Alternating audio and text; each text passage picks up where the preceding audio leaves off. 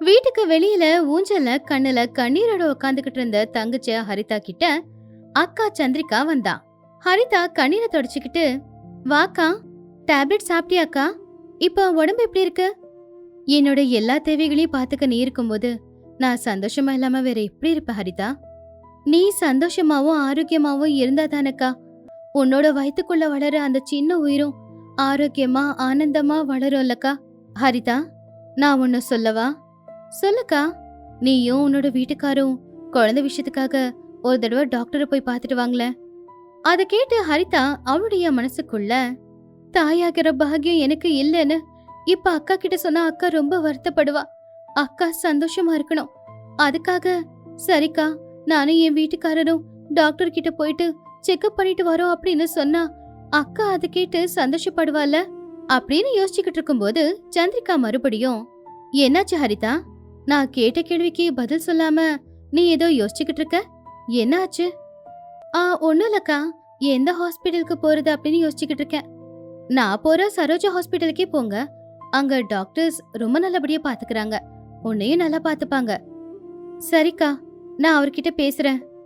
அக்கா தங்கச்சிங்க அப்படி பேசிக்கிட்டு இருக்கும்போது மாமியார் ஷியாமலா ஜூஸ் எடுத்துக்கிட்டு அங்க வந்தாங்க. ஜூஸ் அக்காவுக்கு தான் அப்படின்னு ஹரிதாக்கு நல்லா தெரியும். சந்திரிகா, ஜூஸ் குடிமா.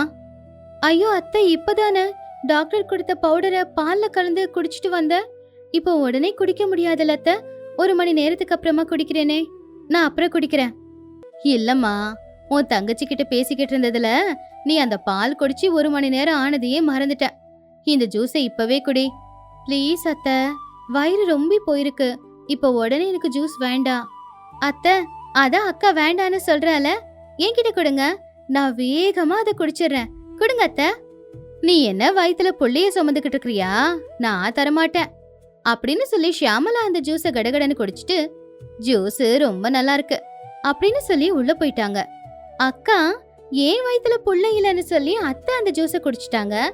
அப்படின்னா இப்ப அத்தை வயித்துக்குள்ள அப்படின்னு சொல்லி ஹரிதா சிரிச்சுக்கிட்டு இருந்தா. தங்கச்சி சொல்ல வந்த காமெடியை புரிஞ்சுக்கிட்டு சந்திரிகாவும் பயங்கரமா சிரிச்சுக்கிட்டு இருந்தா. இப்படியே நாட்களும் போச்சு. ஒரு நாள் ஷேகர் ரொம்ப கவலையா வீட்டுக்கு வந்தான். அத பார்த்து ஷியாமலா, சம்மந்தி, பெரியவன் வந்துட்டான், கொஞ்சம் டீ போடுங்க. சரிங்க சம்மந்தி அப்படின்னு சொல்லி சாவித்ரி கிச்சனுக்குள்ள போயிட்டாங்க. என்னடா ஆச்சு? ஏன் ரொம்ப கவலையா இருக்க? ஏன் வேலை போயிடுச்சுமா அப்படின்னு ஷேகர் சொன்னதும் அதை கேட்டு ஷியாமலா ஆச்சரியமா, என்னடா சொல்லிக்கிட்டு இருக்க? எதுக்காக உன்னோட ஜாப் போச்சு? கொஞ்ச நாளா ஆபீஸ் நஷ்டத்துல தாமா போய்கிட்டு இருக்கு. என் கூட சேர்ந்து நிறைய பேர் வேலையை விட்டு தூக்கிட்டாங்க. அதுக்கு ஏன்டா இவ்வளவு கவலைப்படுற? இந்த ஜாப் இல்லனா வேற ஜாப். இனி நான் வேலைக்கு போலமா. தம்பியோட உதவியால ஒரு வியாபாரத்தை ஆரம்பிக்கிறேன். வேலைக்கு போனா பிரயோஜனம் இல்ல. தம்பியோட உதவியாலனா? எனக்கு புரியலடா. இதுல புரியாம போக என்னமா இருக்கு? வியாபாரம் ஆரம்பிக்க தம்பி கிட்ட பணம் கேட்க போற. தம்பி கிட்ட கேட்காதப்பா. ஏமா? அவன் சின்னவப்பா, நீ பெரியவன். நீ எவ்வளவு உதவி வேணும்னாலும் சின்னவனுக்கு செய்யலாம். ஆனா சின்னவன் கிட்ட நீ உதவி கேக்குறது அவ்வளவு சரியா இருக்காது. அவன் இல்லன்னு சொல்லிட்டா நீ கவலைப்படுவல்ல. பேசாம உங்க அப்பா கிட்ட கேள, அவர் ஏதாவது பணம் ஏற்பாடு பண்ணி கொடுப்பாரு. அம்மா, நீ கவலைப்படாதம்மா, தம்பி என்ன புரிஞ்சுப்பான். ஆனா ஹரிதா? ஹரிதா சொக்க தங்கம்மா அப்படின்னு ஷேகர் சொல்லிக்கிட்டு இருக்கும் போதே வருண், ஹரிதா 2 பேரும் அங்க வந்தாங்க. அண்ணா, என்ன பிசினஸ் பண்ண போற? உனக்கு எவ்வளவு பணம் வேணும்? முதல்ல அத பத்தி யோசிக்கலாம்டா, அதுக்கப்புறமா நான் சொல்றேன். சரிண்ண, பணத்தை பத்தி நீ எதுவும் யோசிக்காத, அது எல்லாமே நான் கொடுக்கறேன். நீ பிசினஸ் என்ன பண்றதுன்னு மட்டும் யோசி. ஆமாங்க மாமா, ஏதாவது ஒரு நல்ல பிசினஸ் எப்பவுமே நல்லா நடந்துகிட்டு இருக்கணும். பாத்தியாமா, இப்போ உன் சந்தேகம் தீர்ந்துச்சா? புரிஞ்சுதுப்பா. அப்படி எல்லாரும் பேசிக்கிட்டு இருக்கும்போது சாவித்ரி எல்லாருக்காகவும் டீயை கொண்டு வந்து கொடுத்தாங்க. எல்லாரும் டீ குடிச்சுக்கிட்டே பிசினஸ் பத்தி பேசிக்கிட்டு இருந்தாங்க. அப்பதான் சந்திரிகா பொறுமையா ஹாலுக்கு வந்தா. அவ ரொம்பவும் டயர்டா இருந்தா. சந்திரிகா ரொம்ப டயர்டா வரத பார்த்து அங்க இருந்தவங்க எல்லாருமே கொஞ்சமா பதட்டமாயிட்டாங்க. என்னாச்சு சந்திரிகா? அண்ணி, என்னங்க அண்ணி ஆச்சு? அக்கா, என்னாச்சுக்கா? யாரும் பதட்டமாகாதீங்க. 2-3 தடவை அவ வாந்தி எடுத்துட்டால. அப்போ டாக்டர் கிட்ட போலாமா? பெரியவனே, தொட்டது தொண்ணூறுக்கு ஹாஸ்பிட்டல்னு சொல்லாத. அதான் நானும் சம்பந்தியமாவும் இருக்கோம்ல, நாங்க பாத்துக்கிறோம். இப்போ உனக்கு வேலையும் இல்ல, உன் கையில பணமும் இல்ல, எப்படி ஹாஸ்பிட்டலுக்கு போவ?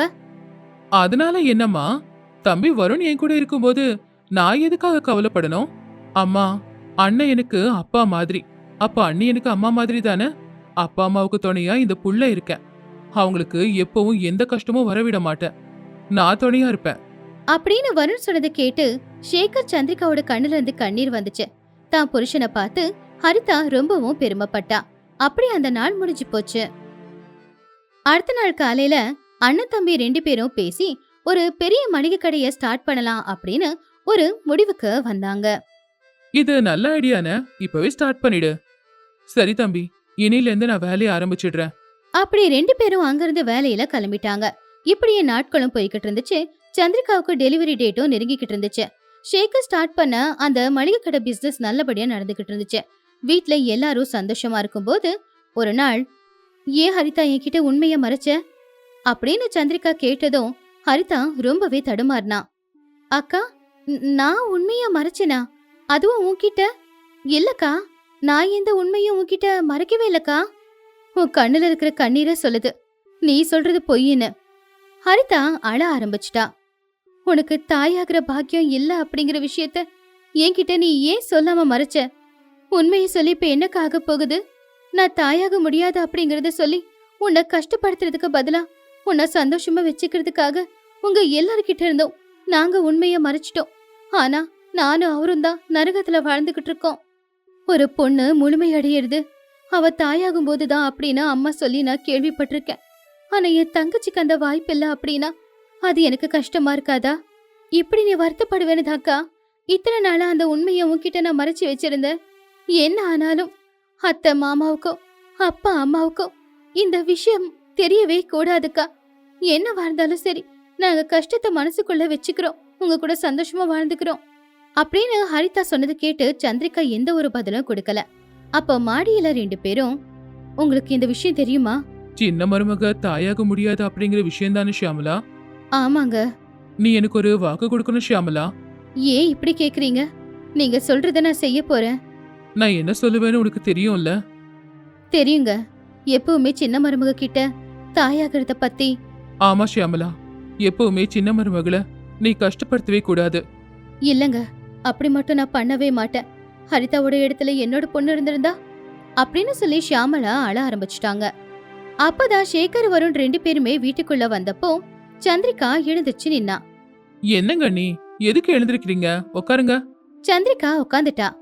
தம்பி, நானும் உங்க அண்ணியும் சேர்ந்து ஒரு முடிவு எடுத்திருக்கோம். என்னன்னா அது? ஒண்ணும் இல்லடா. நீயும் அண்ணியும் சேர்ந்து என்ன முடிவு எடுத்திருப்பீங்கன்னு என்னால ஓரளவுக்கு கணிக்க முடியும்னு.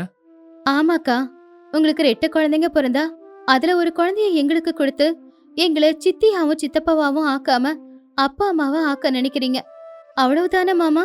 அதுதானே உங்களுடைய எண்ணம்?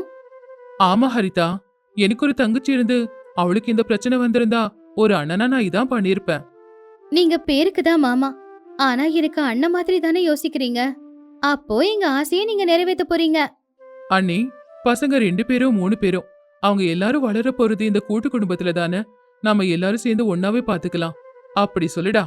அப்படி அண்ணனுங்க தங்கச்சிங்க எல்லாரும் சேர்ந்து பேசிக்கிட்டு இருந்த ரொம்ப பெரிய விஷயத்த குடும்பத்துல இருந்த 4 பெரியவங்களும் கேட்டாங்க. அவங்களுக்கு அவங்க பிள்ளைங்களோட பக்குவம், அவங்களுக்குள்ள இருக்கிற அன்பு, இது எல்லாமே ரொம்பவும் பிடிச்சிருந்துச்சு. அப்படி அந்த கூட்டு குடும்பத்துல அத்தனை பேரும் ரொம்ப சந்தோஷமா வாழ்ந்துகிட்டு இருந்தாங்க.